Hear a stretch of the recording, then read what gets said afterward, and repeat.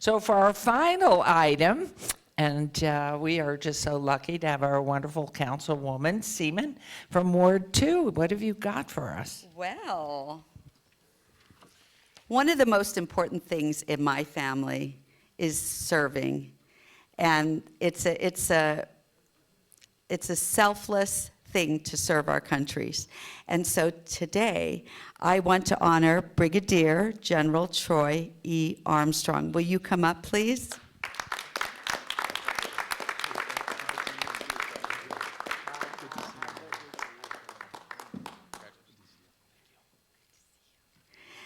Brigadier General Troy E. Armstrong was born in Minot. Did I say that right? Minot, North Dakota. He enlisted in the United States Army Reserves in 1988 and completed infantry training at Fort Benning, Georgia. In 1991, following graduation from Moorhead State University, he relocated to Nevada and joined the Nevada Army National Guard. He enrolled in the Nevada OCS program and received his commission as a second lieutenant of armor in 1996. Accordingly, as a commissioned officer, Brigadier General Armstrong has served in every command position from platoon leader through brigade command and now land component commander. Brigadier General Armstrong assumed this command in November 2020. As such, he is responsible for the manning, training, readiness, and equipping of 1 brigade, 6 battalions, and over 3,200 soldiers, as well as overseeing execution of over $156 million annual budget.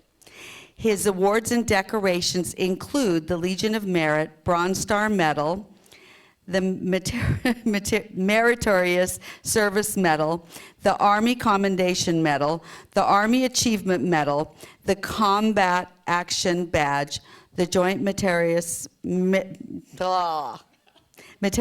Unit Award, the Iraq Campaign Medal, 2 Bronze Stars, and the Global War on Terrorism Expedition and Service Medals. Wow. I now have the honor of introducing General Armstrong to say a few words. Thank you. I appreciate it. So, wow, that was, the Army is really good at creating lots of acronyms and giving out lots of awards. So, but thank you so much for that introduction, Councilwoman Seaman. And Mayor Goodman and to the entire City Council, thank you so much for the opportunity to be here to receive recognition. I'm truly humbled. And if it's okay, I'd just like to acknowledge a few folks that are here as well and that are partially responsible for this. But first and foremost, my wife and counterpart, Yvette Armstrong, who's sitting with us today.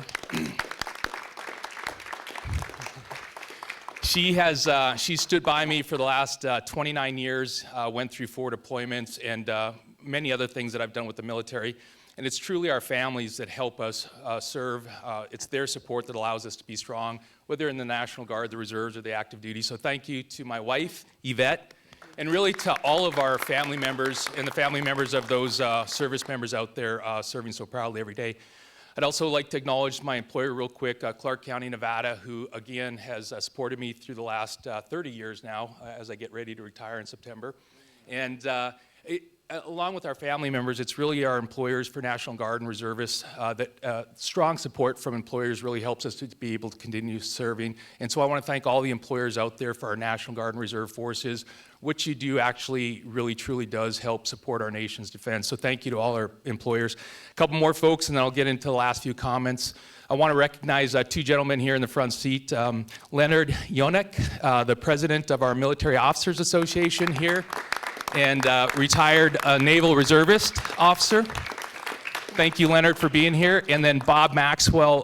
Bob is the CEO of Voice of the Veterans, just an outstanding organization who goes out and really tells the story of our veterans and helps them to navigate through the VA medical system and does wonderful things as a nonprofit organization. So thank you, Bob. One individual I don't see here that I also want to mention, but Mr. Peter Polivos and his wife, Vicky.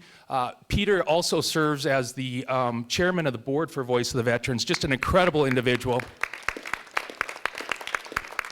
And my wife and I have gotten to know him and his wife over the last 6 months or so, and I've just been so impressed by this individual. He reaches out and is always looking not just to serve veterans and our members of the military, but really he does wonderful work throughout the community in supporting all kinds of nonprofit and other efforts. So thank you so much, Peter and Vicki. And then, of course, our veterans and currently serving members of our military, thank you so much for what you do and for your service. I was mentioning, I have a son that's currently up in Idaho running range operations. He's an executive officer for one of our cavalry troops, our combat arms unit here in Nevada.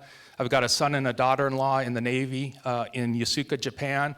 And then I've got a son-in-law who's a former Marine who's served formerly with Marines and doing an outstanding job living in Atlanta. So, but it's really our military that keeps us safe and helps protect and defend freedom. And it couldn't be more evident today as we watch the events unfolding in Europe, in Ukraine, and the tragedy there. But it's a strong military that prevents that, and that's one of the things that I just wanted to make sure that I reach out and say thank you to all our service members. So with that being the case, I'd like to accept this recognition on behalf of the 3,200 Army and another 1,100 Air National Guard members from the state of Nevada for the incredible work they've done over the last couple of years in particular. As you know, we've stood shoulder to shoulder with our first responders, our community health care providers, our firefighters, our law enforcement in the battle against COVID-19, both in the response and the recovery.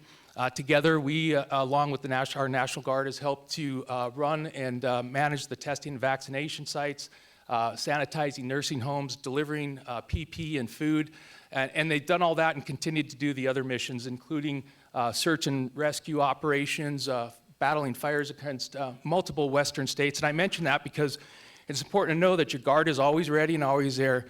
General Dan Hokanson, the chief of the National Guard Bureau, stood up in front of a national crowd this last summer and told a story about a Nevada National Guardsman. I want you to hear this. In the Dixie, it was a bootleg fire in Oregon in July, and a firefighter had been displaced from his crew more than 1.5 miles away, separated as the flames started to close in.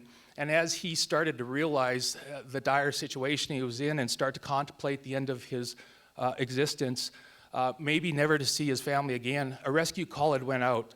And in the distance, as things became bleak, he heard the rescuer, the thunder of the LUH-72 Dakota helicopter flown by Chief Warrant Officer Kevin Keeler from the Nevada National Guard.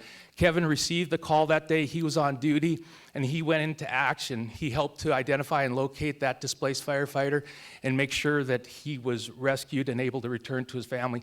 That's indicative of what our National Guard does each and every day. That's not the exception. And at the same time, we continue to train, mobilize, deploy, and send units across the globe to support our combatant commanders. We currently have a unit serving in Kuwait right now, Delta Company 221, serving proudly in the Middle East. And we're getting ready to send another unit of military police out to support our NATO allies in the next 60 days in Europe. So I just want to end it with that and say again, thank you so much for the recognition. I accept it on behalf of our soldiers and airmen, the Nevada National Guard. Thank you so much. Thank you so much. As we honor you, you have honored so many. You're an amazing human being. Thank you so much.